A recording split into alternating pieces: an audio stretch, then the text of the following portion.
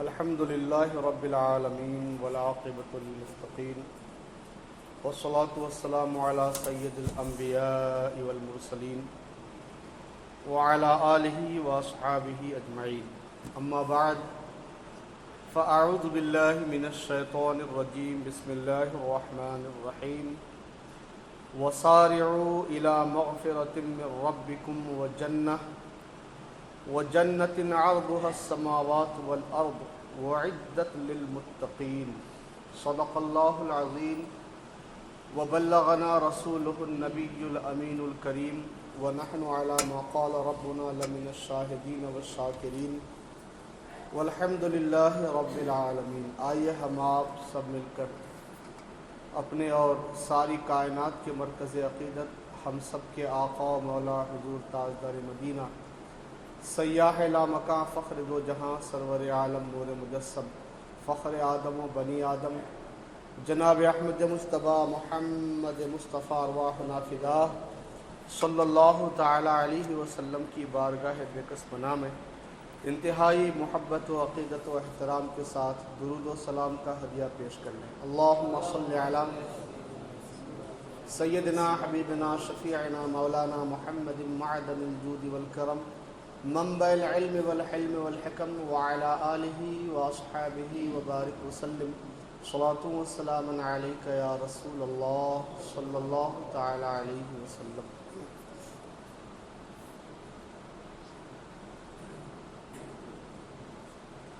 اللہ تبارک و تعالی نے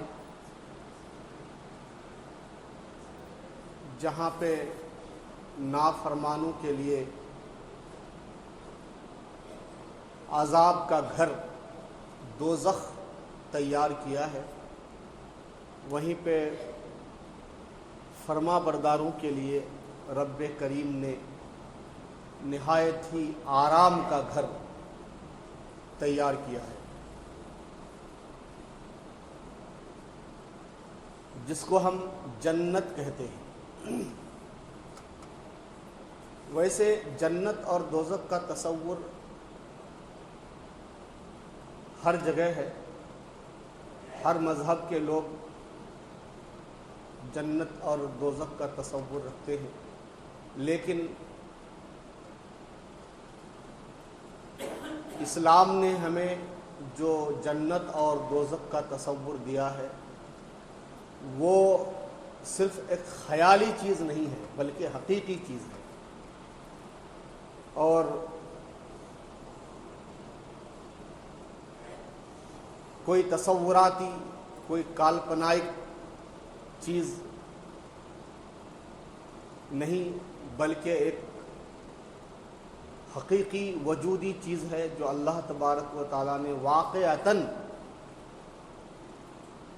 بندوں کے لیے، نیک بندوں کے لیے تیار کیا ہے کہ جنت ہے اور اب بھی موجود ہے۔ ایسا نہیں ہے کہ قیامت کے دن اللہ تعالیٰ پیدا فرمائے گا، ایسا نہیں ہے، بلکہ جنت اور دوزخ ابھی بھی اپنے وجود کے ساتھ موجود ہیں۔ اور یہ جنت سبحان اللہ نام ہی ہے جنت، جس کا معنی باغ۔ پہلے زمانے میں جو بڑے بڑے راجا مہاراجا ہوتے تھے وہ چاروں طرف سے درخت، سایہ دار درخت ہوتے تھے، بیچ میں نہر جاری ہوتی تھی، اس پر جو ہے اپنا محل بناتے تھے، اور ٹھنڈی ٹھنڈی ہوائیں، خوشگوار فضا، خوشگوار موسم، اور اپنے آپ پر بڑا فخر کرتے تھے۔ آج بھی جو بڑی بڑی کالونیاں ہیں تو ان کا عالی شان گھر بنگلہ ہوتا ہے، سامنے لان ہوتا ہے جس میں طرح طرح کے پھول ہوتے ہیں، پودے ہوتے ہیں، وغیرہ وغیرہ۔ لیکن یہ بنانے والے بھی فانی اور وہ چیزیں بھی فانی ہیں۔ رب نے جو جنت بنائی ہے سبحان اللہ، میرا رب بھی باقی ہے، اور جو جنت رب نے بنائی ہے وہ بھی ہمیشہ رہنے والی ہے۔ نہ اسے خزاں کا موسم آئے، نہ پتجھڑ آئے، نہ اسے پانی دینے کی ضرورت پڑے، نہ سینچنے کی ضرورت پڑے، نہ رنگ روغن کی ضرورت پڑے۔ جیسا رب نے بنایا ہے وہ ہمیشہ ویسا ہی رہنے والا ہے۔ کیا شان ہے جنت کی، سبحان اللہ۔ ذرا دیکھتے ہیں قرآن کریم اور احادیث کریمہ کی روشنی میں۔ پہلی بات تو یہ یاد رکھیے کہ جنت میں جو اللہ نے نعمتیں بنائی ہیں، جو خوبصورتی جنت کی ہے، وہاں کسی کا وہم و گمان بھی نہیں پہنچ سکتا۔ سننے میں آیا ہے کہ لوگوں نے، چین کے لوگوں نے ایک یہ بنایا ہے پیراڈائز ورلڈ، جنت کی دنیا۔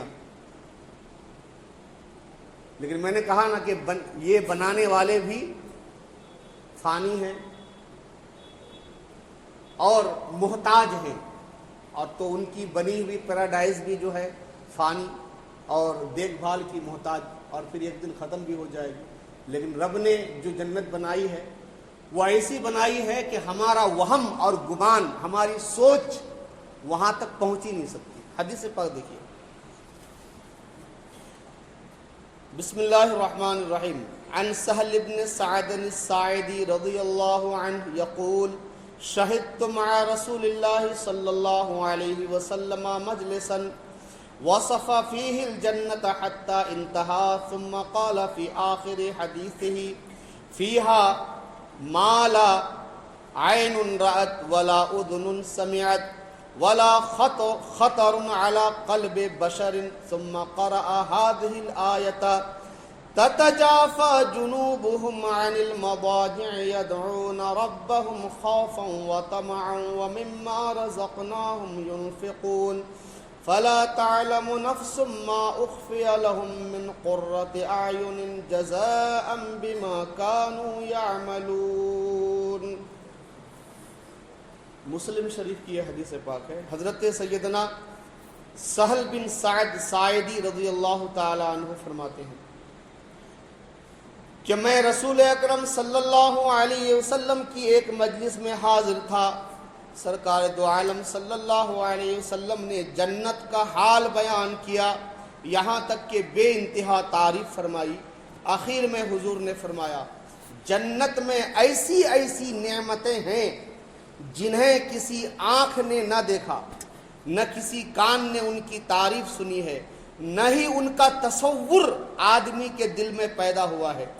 پھر سرکار صلی اللہ علیہ وسلم نے قرآن کریم کی یہ آیت تلاوت فرمائی کہ یہ جنت ان لوگوں کے لیے ہے جن کے پہلو بستروں سے الگ رہتے ہیں، اپنے رب کو عذاب کے ڈر سے اور ثواب کی امید سے پکارتے ہیں، اور جو رزق ہم نے ان کو دیا ہے اسے اللہ کی راہ میں خرچ کرتے ہیں۔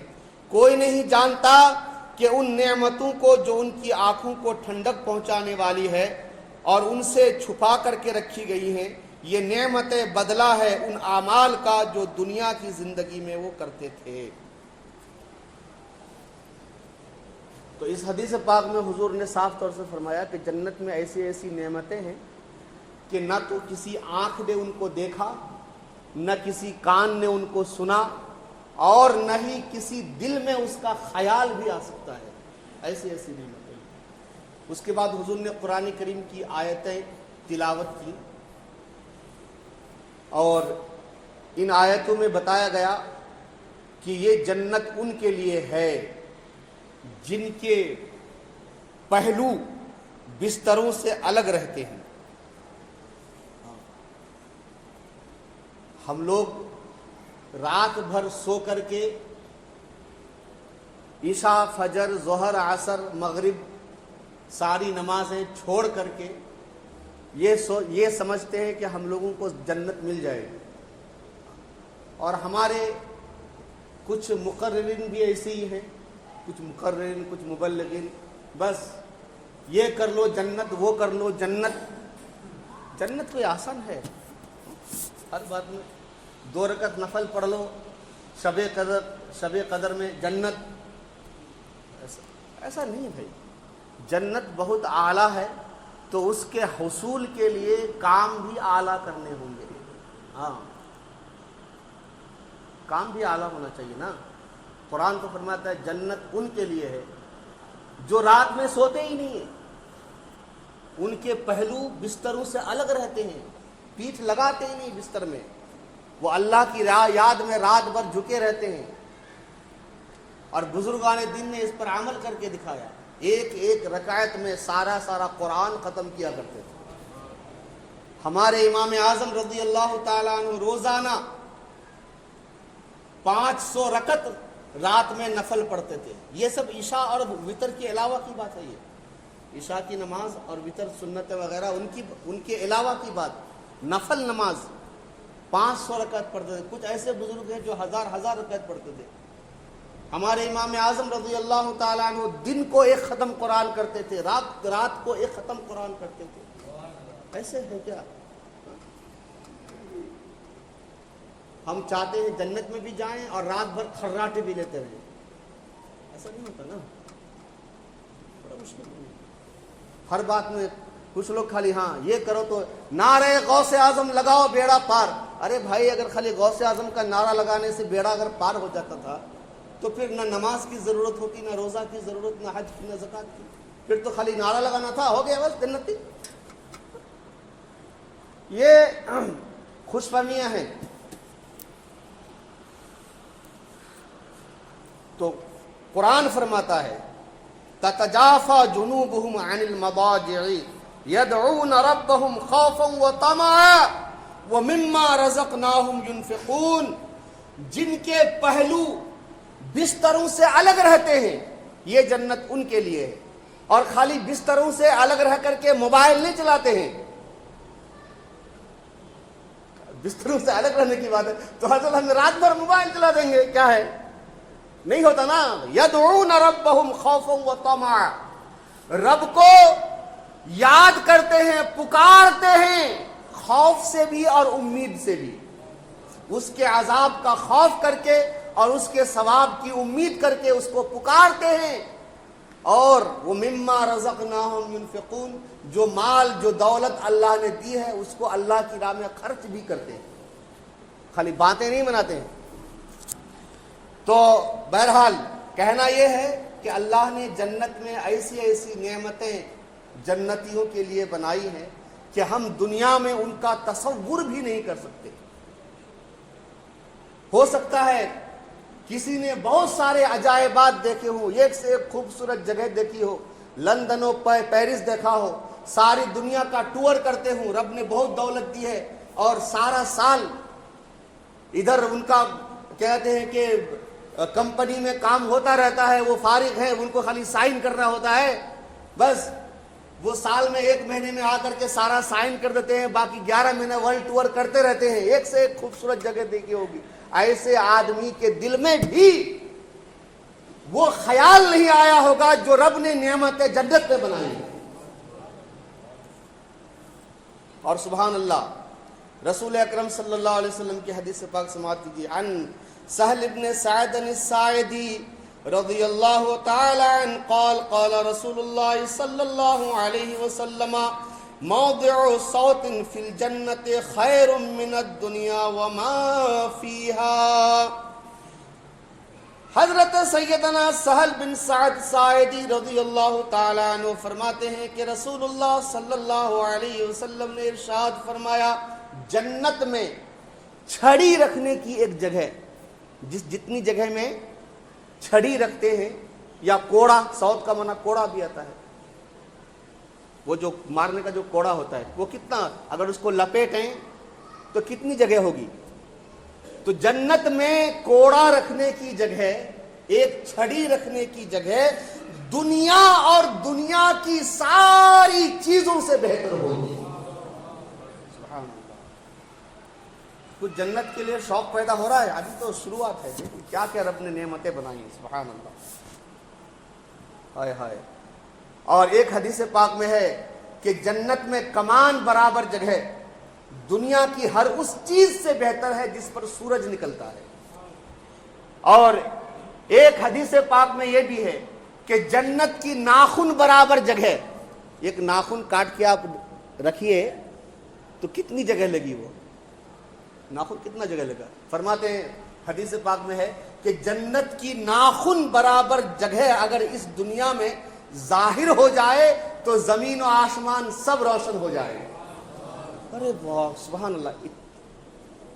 اتنی سی جگہ اگر جنت کی دنیا میں ظاہر ہو جائے تو اس کے نور سے یہ ساری کائنات زمین و آسمان سب روشن ہو جائے گے. سبحان اللہ سبحان اللہ. اور ایک حدیث پاک اور سنیے. جنت میں اگر موت ہوتی نا تو جنت کی نعمتیں دیکھ کر کے جنتی مر جاتے. کبھی کبھی ایسا بھی ہوتا ہے کہ بہت زیادہ خوشی ہونے کی وجہ سے آدمی کا ہارٹ اٹیک ہو جاتا ہے. خوشی میں کہتے ہیں نا خوشی میں مر گیا. اللہ اکبر.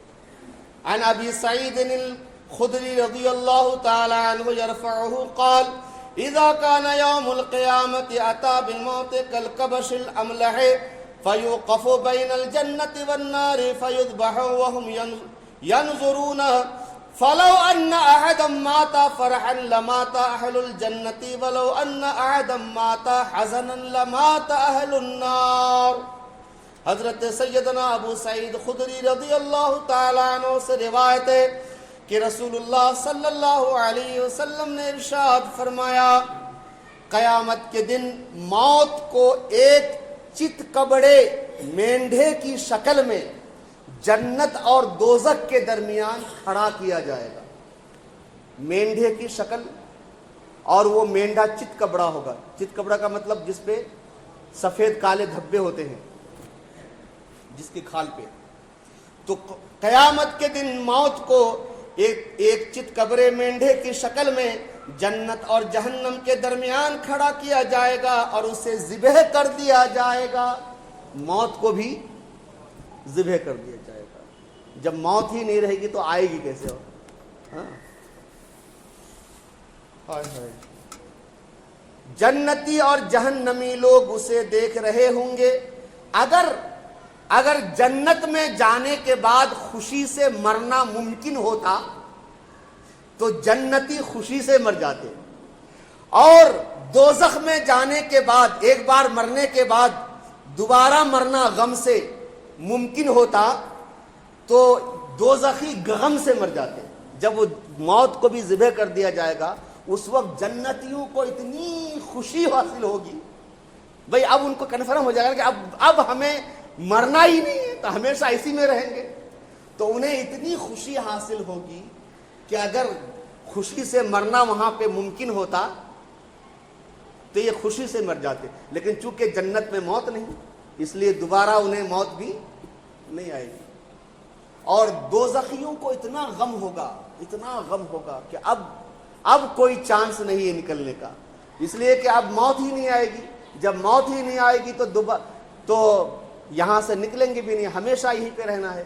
تو اتنا انہیں غم ہوگا کہ اگر وہاں پہ غم سے مرنا ممکن ہوتا تو یہ دوزخی مر جاتے غم سے. تو یہاں پہ بتانا یہ ہے کہ جنت کی نعمتیں انہیں اتنی زیادہ نعمتیں ہوں گی کہ ان کی خوشی کا ٹھکانہ نہیں ہوگا.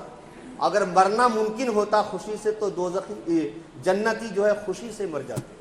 لیکن چونکہ جنت میں موت ہے ہی نہیں ہے لہٰذا وہ مریں گے بھی نہیں.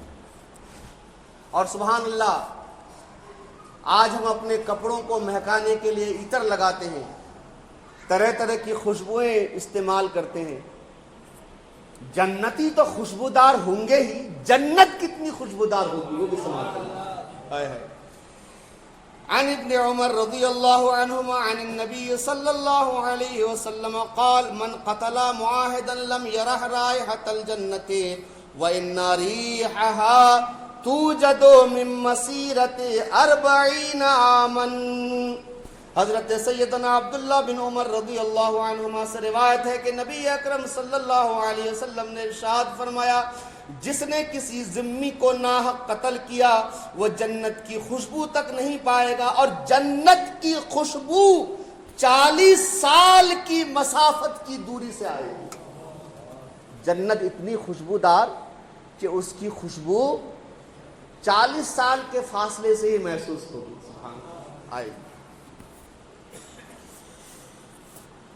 اچھا, یہاں پہ ایک بات اور یاد رکھیے, جنت میں جو پھل وغیرہ ہوں گے، نعمتیں ہوں گی، ان کے نام دنیا ہی کے ہوں گے، سیب، انار، ہے نا، نارنگی، لیکن نام دنیا کے ہوں گے، لیکن ان کی اصل حقیقت اور جو مزہ ہوگا وہ دنیا کے پھلوں سے بہت مختلف ہوگا، اور ایک پھل میں 70 مزے ہوں گے، اور ہر مزہ دوسرے سے الگ ہوگا، اور ایک ساتھ ان 70 مزوں کو بندہ محسوس بھی کرے گا۔ ہم یہاں سیب کھائیں تو خالی سیب کا مزہ محسوس ہوتا ہے نا، لیکن وہاں جنت میں آپ ایک پھل کھائیں گے، اس ایک پھل میں 70 ٹیسٹ ہوں گے، اور ہر ٹیسٹ آپ کو الگ الگ معلوم ہوگا۔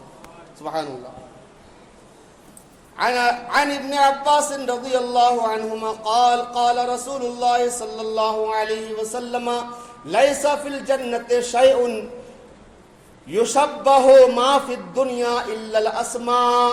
حضرت سیدنا عبداللہ ابن عباس رضی اللہ عنہما فرماتے ہیں کہ رسول اکرم صلی اللہ علیہ وسلم نے ارشاد فرمایا، جنت کی کوئی بھی چیز دنیا کی چیزوں سے نہیں ملتی سوائے ناموں کے، یعنی نام میں تو ملتے جلتے ہیں، نام تو ملتے جلتے ہوں گے، لیکن حقیقت و اصل دنیا کی کسی بھی چیز سے ملتی جلتے نہیں ہوگی۔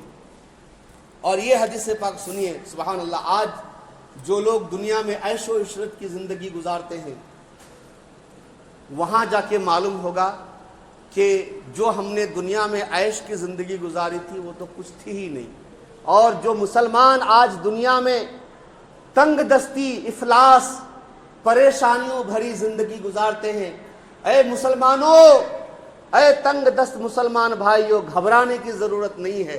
رب جو تمہیں جنت میں عطا فرمائے گا، تم دنیا کے سارے دکھ درد بھول جاؤ گے۔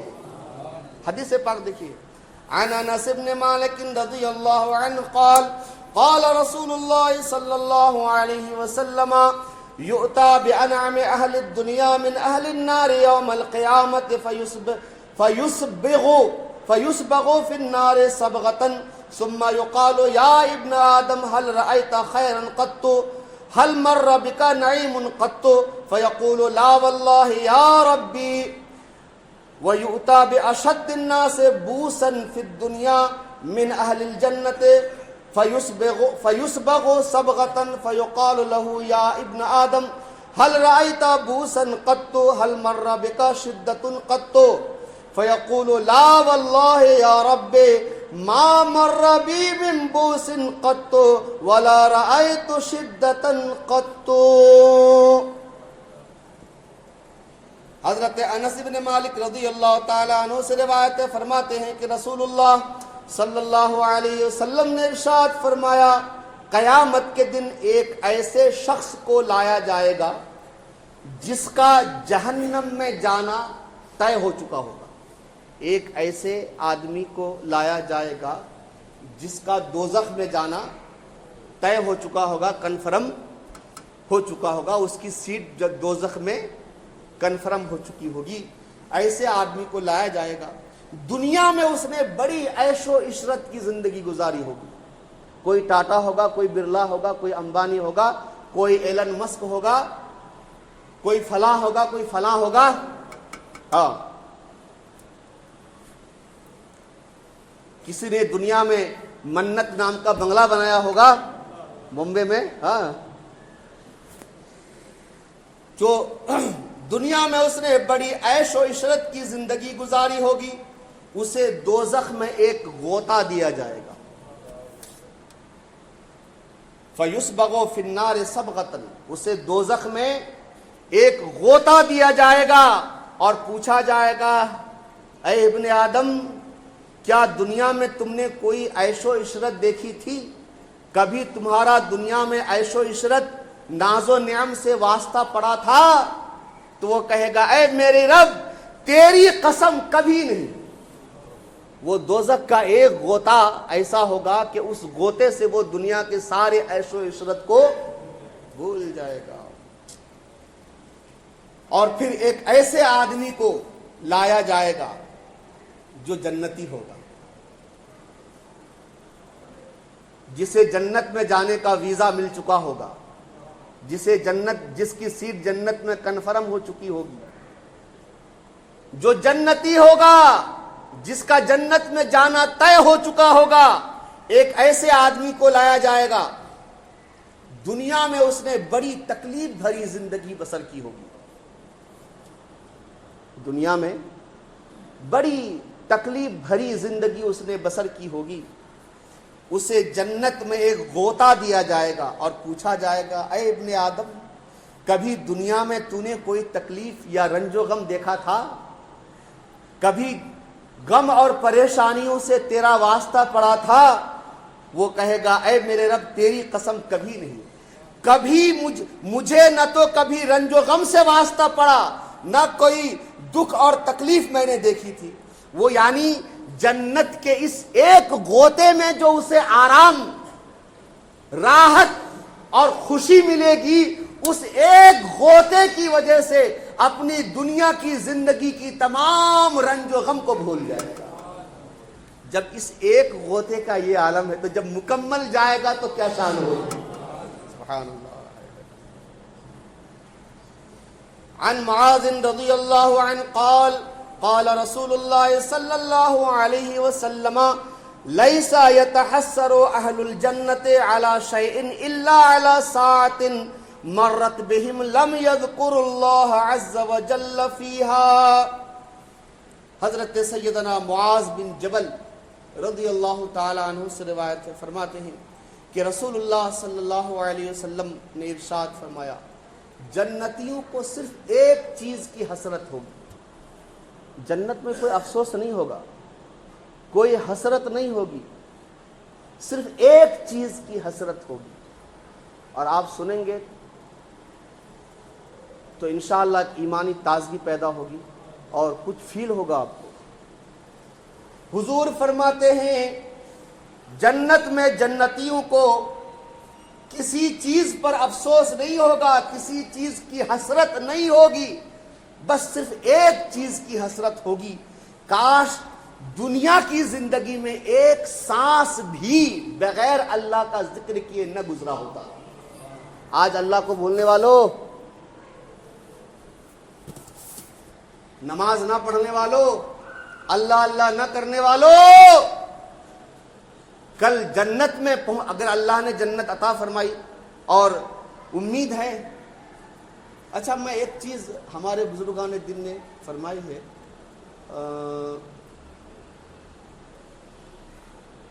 حضرت علامہ ضیاء الدین مدنی رحمۃ اللہ تعالی علیہ، جی یہ حضور اعلیٰ حضرت رضی اللہ تعالیٰ عنہ کے خلیفہ ہیں،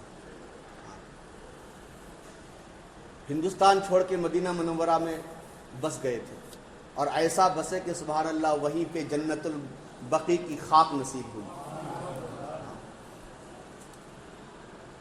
مدینہ جانے کے بعد پھر مدینہ چھوڑ کے کہیں نہیں گئے۔ حضور اعلیٰ حضرت، سرکار اعلیٰ حضرت رضی اللہ تعالیٰ عنہ کے خلیفہ ہیں اور بڑی لمبی عمر پائی، اور غالباً 80 یا 90 کے دہائی میں جو ہے آپ کا انتقال ہوا۔ تو وہ فرمایا اعلیٰ حضرت کے ایک دوسرے خلیفہ ہیں حضرت علامہ عبدالعلیم صدیقی میرٹھی علی رحمت و رضوان، انہوں نے دنیا بھر کی سیر کی اور دنیا کے ایسے ایسے ممالک جہاں پہ اسلام کا پیغام نہیں پہنچا تھا وہاں تک آپ پہنچے اور غیر مسلموں کو مسلمان کیا، وہاں پہ مسجدیں بنائی، مدرسے بنائے، بڑے اس لیے آپ کو عالمی مبلغ اسلام کہا جاتا ہے۔ جی علامہ عبدالعلیم صدیقی میرٹھی علی رحمت و رضوان، جی دنیا کے بہت سی زبانیں جانتے ہیں، اور جہاں پہ گئے وہاں ان کی زبان میں آپ نے کلام کیا اور لوگوں کو دین کی دعوت دی۔ تو وہ ہر سال دنیا کی سیر کرنے کے بعد مدینہ منورہ حاضر ہوتے، جب وہاں پہ حاضر ہوتے تو مولانا علامہ ضیاء الدین مدنی رحمۃ اللہ تعالی علیہ کے پاس بھی جایا کرتے تھے، اور جب جاتے ملاقات ہوتی، باتیں ہوتی، تو ایک بات کہتے کہ آپ دیار رسول میں رہتے ہیں، حضور کے روضے کے قریب رہتے ہیں، آپ میرے لیے دعا فرمایا کہ اللہ تعالیٰ میرا خاتمہ ایمان پہ فرمائے۔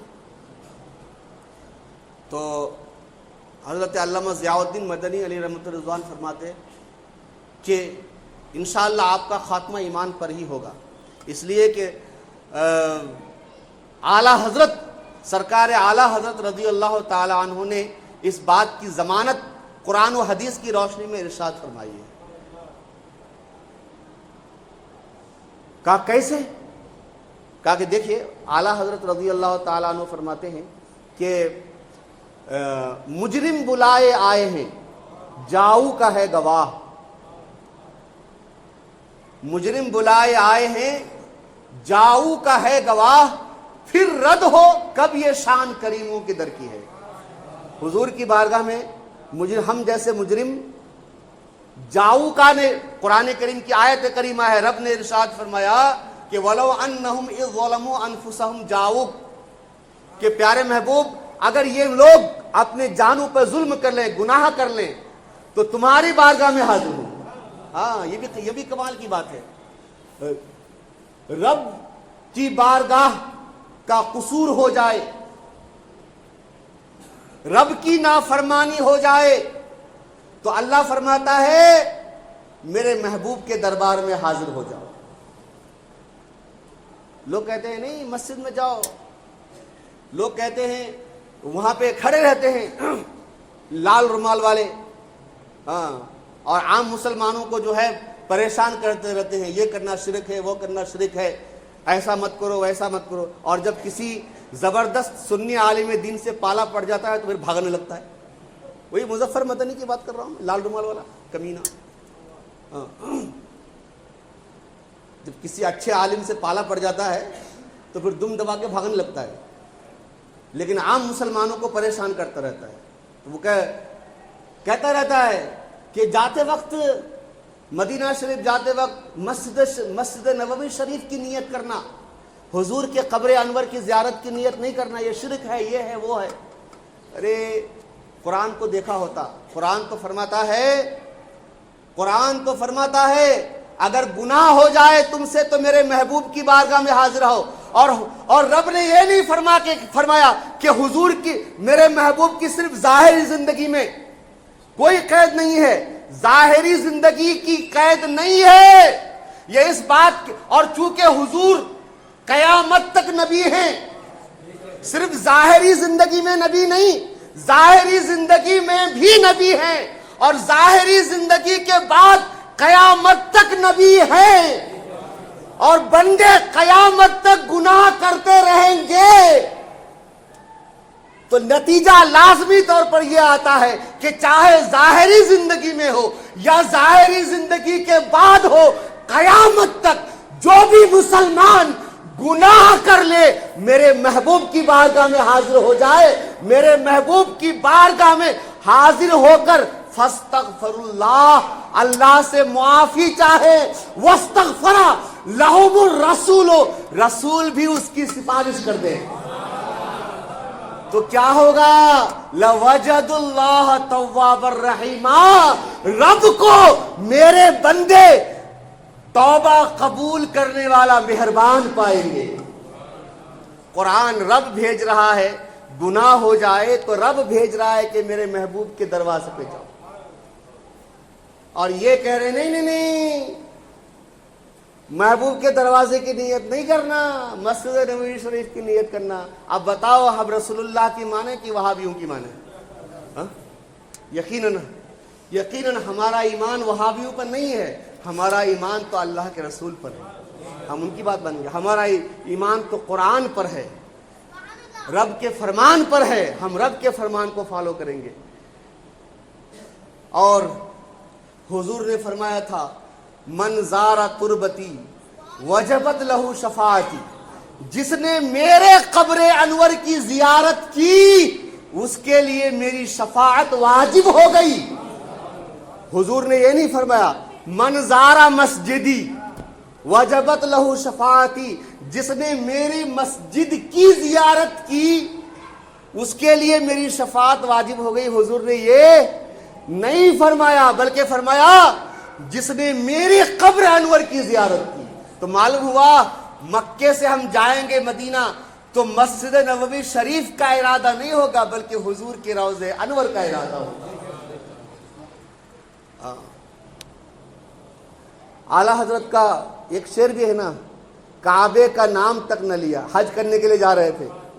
अरे इश्क रसूल सीखना है तो आला हजरत की बारगाह में आओ ना, हाँ बरेली का सुरमा लगाओ ना, तब तुम्हें सब कुछ नजर आएगा। आला हजरत फरमाते हैं काबे का नाम तक न लिया, तैबा ही कहा।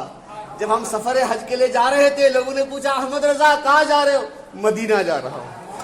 ये नहीं कहा कि हज के लिए जा रहा हूँ, काबा देखने के लिए जा रहा हूँ, सफा और मरवा के सही के लिए जा रहा हूँ, मकाम इब्राहिम के पास 2 रकत नमाज अदा करने के लिए जा रहा हूँ, वकूफ अरफा के लिए जा रहा हूँ, वकूफ मुजदलफा के लिए जा रहा हूँ, मीना में कुर्बानी के लिए जा। मैंने ये सब कुछ भी नहीं कहा। जब भी मुझसे किसी ने पूछा कहाँ जा रहे हो, तो काबे का नाम तक न लिया, तैबा ही कहा। काबे का नाम तक न लिया, तैबा ही कहा। पूछा था हमसे जिसने कि नौहजत किधर की है, किधर जा रहे हो? जिसने भी पूछा था हमने कहा मदीना जा रहे हैं।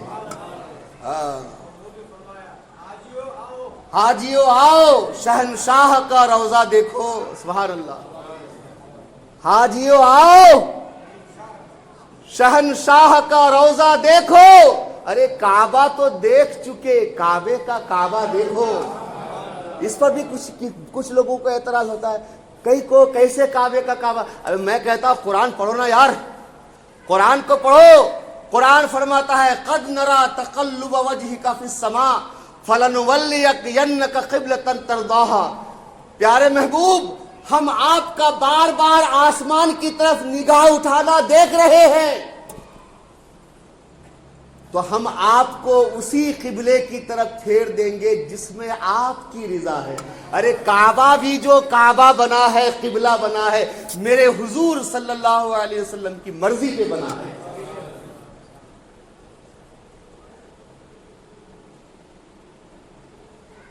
काबे अतहर है किबला दहर का, काबे अतहर है किबला दहर का, और काबे अतहर का किबला आप हैं। हाँ, तो हुजूर अल्लामा ज़ियाउद्दीन मदनी अली रहमतुर रिज़वान ने फरमाया, आला हजरत फरमाते हैं कि आला हजरत ने फरमाया कि मुजरिम बुलाए आए हैं, जाऊ का है गवाह फिर रद हो। कब ये शान करीमों के दर की है। जो करीम होते हैं, सखी होते हैं, उनके पास अगर कोई जाके कुछ मांगता है तो खाली हाथ वापस नहीं करता, कुछ ना कुछ देकर ही वापस करता है। तो जब दुनिया के आम करीमों का ये हाल है, तो मेरे आका तो करीमों के करीम है। हाँ, मेरे करीम से घर, सुभान अल्लाह। हमारे हाजी साहब सलाम रखिए अल्लाह ताला, मेरे करीम से घर कतरा किसी ने मांगा, दरिया बहा दिए हैं, दुर्बे बहा दिए। कतरा मांगा था, पूरा दरिया बहा दिया। जर्रा मांगा था, पूरा मोती, बेश कीमत मोती अता फरमा दिया। मेरे आका ऐसे करीम हैं, ऐसे करीम हैं। और मुजरिम बुलाए आए हैं, जाऊ का है गवाह फिर रद हो कब ये शान करीमों के दर की है। और मांगेंगे, मांगते जाएंगे, मुंह मांगी पाएंगे। मांगेंगे, मांगते जाएंगे, मुंह मांगी पाएंगे। सरकार में न ला है न हाजत अगर की है। यानी हुजूर ने कभी हुजूर की बारगाह में नहीं का लफ्ज भी नहीं है, और अगर हुआ तो देंगे, अगर का भी लफ्ज नहीं है। बस साइल आता है और हुजूर देते जाते हैं। रब ने इसलिए इरशाद फरमाया, वो अम्मा साइला फला तनहर। प्यारे, मांगने वाले को झिड़किए मत। हमारे हुजूर जिसको देते हैं बे इंतहा देते हैं, और बड़े एजाज और इकराम के साथ देते हैं। झिड़क करके नहीं देते, दिल तंग होकर के नहीं देते। फरमाया मौलाना अब्दुल अलीम मिरठी साहब, آپ کو اس وقت یقین ہے کہ نہیں کہ آپ ایمان والے ہیں؟ مبلغ اسلام نے فرمایا ہاں، مجھے اس وقت یقین ہے کہ میں بالکل ایمان والا ہوں۔ اور میں آپ سے پوچھتا ہوں، آپ کو اس وقت یقین ہے کہ نہیں کہ آپ لوگ ایمان والے ہیں؟ ارے بولیے، یہ اس وقت خاموش رہنے کا وقت نہیں ہے، یقین ہے نا کہ ہم ایمان والے ہیں؟ ذرا ہاتھ اٹھائیے، ہاتھ اٹھائیے۔ جو ہاتھ نہیں اٹھائیں گے میں سمجھوں گا ان کو یقین ہی نہیں ہے شاید۔ ہاں دلیل ہے، نیچے کیجئے۔ ہمیں یقین ہے اس وقت کہ ہم ایمان والے ہیں، اور اللہ کے گھر کے در و دیوار کو گواہ بنا کے پڑھتے ہیں۔ پڑھیے، اشہد ان لا الہ الا اللہ واشہد ان محمدا عبدہ ورسولہ۔ اے اللہ، تیرے اس گھر کے در و دیوار کو ہمارے ایمان پر گواہ بنا دے۔ کہیے آمین۔ ہمیں اس وقت یقین ہے کہ ہم ایمان والے ہیں۔ اسی طرح سے فرمایا مبلغ اسلام صاحب، آپ کو اس وقت یقین ہے نا کہ آپ ایمان والے؟ فرمایا ہاں، مجھے بالکل یقین ہے کہ میں ایمان والا ہوں۔ فرمایا جب ایمان والے آپ ہیں، آپ کو یقین ہے کہ آپ ایمان والے ہیں، رب نے آپ کو ایمان عطا کیا ہے۔ جب رب نے آپ کو ایمان عطا کیا ہے تو رب دنیا کے کریموں کی شان یہ ہے کہ وہ کوئی چیز دے کر کے فقیر سے واپس نہیں لیتا۔ فقیر کو کوئی چیز دے کر کے واپس نہیں لیتا۔ رب تو جواد ہے، رب نے تو کریموں کو کرم اور سخاوت عطا کی ہے۔ اس رب نے جب آپ کو ایمان کی دولت دی ہے تو یقین رکھیے کہ وہ آپ کا ایمان واپس نہیں لے گا، نہیں چھینے گا۔ بڑا اطمینان حاصل ہوا اور فرمایا کہ میں بہت پریشانی میں تھا، لیکن آج الحمدللہ میری یہ پریشانی دور ہو گئی اور مجھے اطمینان ہو گیا کہ انشاءاللہ رب نے چاہا، اس کا کرم رہا تو میرا خاتمہ ایمان پر ہوگا۔ آپ بھی دعا کرتے، کوئی چیز مانگے نہ مانگے اللہ سے، لیکن ایک چیز مانگے، ضرور مانگے کہ اللہ ہمارا خاتمہ ایمان پہ کرنا۔ ایمان پہ خاتمہ اگر ہو گیا تو سب آگے بیڑا پار ہے، اگر ایمان پہ خاتمہ نہیں ہوا تو بڑا مشکل معاملہ ہے، سب کچھ پھر مشکل ہوتا ہے۔ رب کریم تو حضور نے ارشاد فرمایا جنت میں جنتیوں کو صرف ایک حسرت ہوگی کہ کاش دنیا میں کوئی سانس اللہ کا ذکر کیے بغیر نہ لیا ہوتا ہم نے۔ اس لیے بھائی اٹھتے بیٹھتے سوتے جاگتے ہر وقت اللہ کا ذکر کیا کرو، نمازیں پڑھا کرو۔ کہیں کو آپ کو ٹائم نہیں ملتا نماز پڑھنے کے لیے، کہیں جانا ہوتا ہے، آپ کی ٹرین بک ہے، ٹکٹ بک ہے، آپ کو 5 بجے ٹرین پکڑنی ہے تو آپ 4 بجے آپ کی آنکھ کھل جاتی ہے، نہیں کھلتی ہے، کھلتی کہ نہیں کھلتی ہے؟ جب کہیں جانا ہوتا ہے سفر وغیرہ پہ آنکھ کھل جاتی ہے، نہیں کھلتی ہے تو الارم لگا کے سوتے ہیں، یا پھر گھر والوں کو بول کے سوتے ہیں مجھے 1 گھنٹہ پہلے اٹھا دینا۔ سبحان اللہ، کیا بات ہے میرے بھائی۔ کہیں جانا ہوتا ہے، دنیا کے کام کے لیے کہیں جانا ہوتا ہے، ہماری آنکھ کھل جاتی ہے، سستی نہیں آتی، کاہلی نہیں آتی، تو رب کو یاد کرنے کے لیے، رب کا فرض ادا کرنے کے لیے ہماری آنکھ کیوں نہیں کھلتی ہے؟ یہ گویا یہ سستی اور کاہلی ہماری خود کی اپنی طرف سے ہے۔ اس لیے اس سستی اور کاہلی کو چھوڑو، اللہ تعالی ہم سب کو جنت عطا فرمائے، اور کاش ہم زندگی ایسے گزارے کہ وہاں پہ ہم کو یہ حسرت نہ ہو اور ہماری ہر سانس اللہ کی یاد میں گزرے۔ رب کریم میرے ان کلمات کو اپنی بارگاہ میں قبول فرمائے۔ آج تو ہم نے یہ بیان کیا کہ جنت کیسی ہوگی، بلکہ جنت جو ہے ہمارے وہم و گمان سے بہت دور ہے، ہمارا تصور وہاں تک نہیں پہنچ سکتا۔ انشاءاللہ آگے جو ہے جنت کتنی بڑی ہے وہ ہم بیان کریں گے۔ رب کریم ہم سب کے مرحومین کو جنتی بنائے، ہم سب کو بھی جنتی بنائے، اور اپنے رسول صلی اللہ علیہ وسلم کے شفاعت کبریٰ کے صدقے حضور کے سچے غلاموں کے ساتھ ہم سب کو جنت نصیب کرے۔ والسلام علیکم ورحمۃ اللہ۔ یہ انجمن اسلام کا اعلان ہے کہ 25 فروری کو شعبان المعظم کی 14 تاریخ اور دن گزار کر رات میں شب برات ہوگی، اور یہ جو ہے